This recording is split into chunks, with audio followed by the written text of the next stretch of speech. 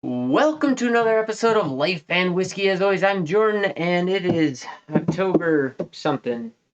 October 3rd is what it is today, 2022. The world is falling. Life is great. I'm drinking whiskey. Just got back last month, was beating myself up in the mountains, doing some elk hunting and whatever else. It was a little rough, but got through it, unsuccessful. Whatever. Still got to go hunting. On my way back, stopped in Casper, Wyoming, picked up this lovely bottle of Wyoming whiskey. I have to say, I am a huge fan of Wyoming whiskey. Now, my wife and I had the misfortune of trying Wyoming whiskey back in 2012. Uh, Actually, that's not even true. We stopped at the distillery in 2012 on our first trip to the Bighorn Mountains. They had just opened their doors and were doing tours, but had not released anything yet. And I think it might have been in 2015, maybe at the Jackson Lake Lodge at the bar there, we tried some Wyoming whiskey. So they hurried to the market and released, I think it was 2015, so that would have only been 3 years old. Some bourbon, and man, it was not good at all. And that was kind of the consensus that I found, in the years since, that first release was a big mistake. Since then, they've put out many releases, and they have all been hitters. In fact, I'm actually looking forward to it's 2022, their 10th anniversary release. Man, I forget the names of the people. Nancy, was it Fraley and somebody else? And it might not even be Nancy Fraley, but it was Nancy, whoever the nose is. Sorry if I'm getting the last name wrong. Her and one other big name partnered together to do the blending for this 10th anniversary release. Looking forward to that. As soon as I find one on the shelves, I will definitely pick one of those up and do a review. If you haven't already, try their double cask. It's excellent. Check out the review of that video, or my video review of that bottle. It wasn't too long ago that I did that one. That one's excellent. We have not had a bad bottle since. That's where I'm going with this. Is any Wyoming whiskey you can pick up right now is definitely worth it, and is really, really good. If you can get any of the store picks, we've had hitters with all of our store picks. Big fan of that. This one was bottled for the Liquor Shed in Casper, Wyoming, but the barrel was picked, excuse me, by the Garden Valley Bourbon Club, so GVBC.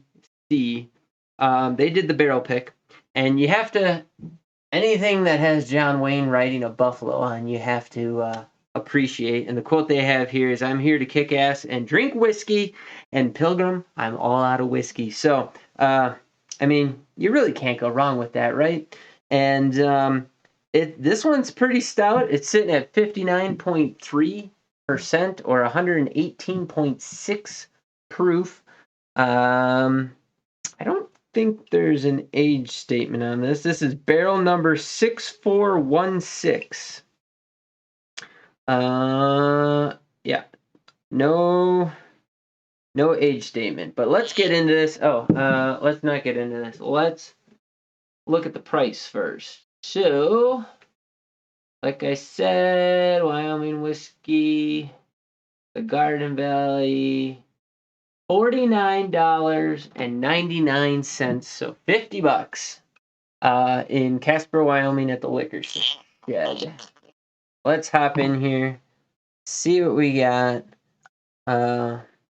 Hopefully it doesn't blow you out of the water. Now here again, just like that Katokin Creek in the last video, I got a little bit on my thumb. Smells excellent. My wife and I, open this up. As soon as we get any whiskeys, we come home and we open them all up, give them a little taste just to see what we're getting into. And at that tasting, this was not as good as if you go back through my videos, the other two private stock barrel picks that I have. But again, now that it's been opened and sat for a little while, and it's a different day, and I'm coming off the heels of that Katokin Creek, that Madeira cast finish. Who knows what this one's going to taste like in the glass, but here we go. On the nose, it is very Fuji Honey Crisp Apple. The ethanol is not jumping out of the glass at all. It is very tamped down. I mean, I'm sticking my nose way in there. Has a little bit of a floral component. This is very Buffalo Trace, Four Roses-esque in nose. Has some honey in there.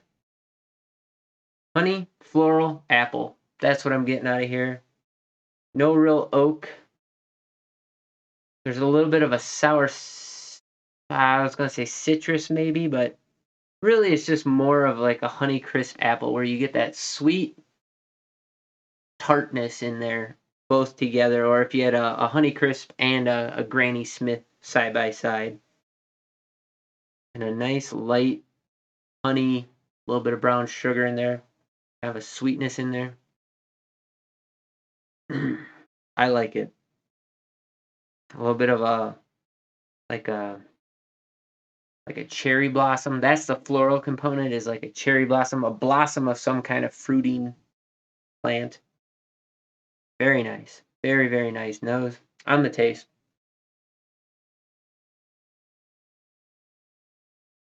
Ooh, okay. It was very sweet forward. It was brown sugar, and then that ethanol went retronasal on me, but that was my fault. Went back up into my sinus cavity because I swallowed and kind of swished at the same time. But I got a very hefty brown sugar and then a dense grain corn. Nice, like oily, varnishy, wood oil varnish, kind of an oak in there. But it wasn't tannic at all. It wasn't bitter. It was very, very well balanced with that brown sugar note. Then it went into a nice honey finish, where it was nice and sweet, but not dominating in any direction. Um, it was fairly short though. Now that was just the first sip, but and it went up into my nasal cavity, so that might have removed a good portion of the experience. Having said that, even with it going up into my nasal cavity, it was not super hot. It was fairly easy drinking, but it was well balanced and sweet, and the oak was not bitey or tannic at all. It was a very nice transition through the flavors, but mostly sweet flavors. The nose, it's still that apple, a little bit of that wood varnish oak in there, kind of starting to pop through a little more brown sugar as well. Go back and hit that again.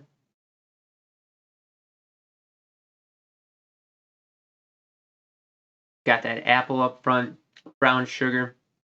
Moves to a very nice, heavy vanilla caramel in the middle that drops off into a honey, like a clover honey, a nice light colored honey.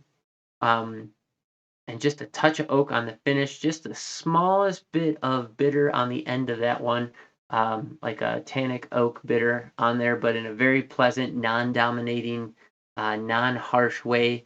And that also melded with then the a little black pepper spice and some of that ethanol coming through. But man, what an easy drinking high proof whiskey this one is. Big, big, big fan.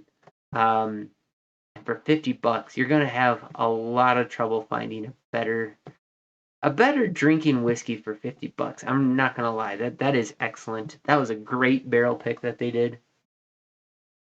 I'm really loving it. It's mostly sweet notes, very, very nice. So $49.99 down in Casper, Wyoming at the Liquor Shed. If you ever are going through there, stop by, check them out, and make sure you pick up one of their store picks. They've done a great job.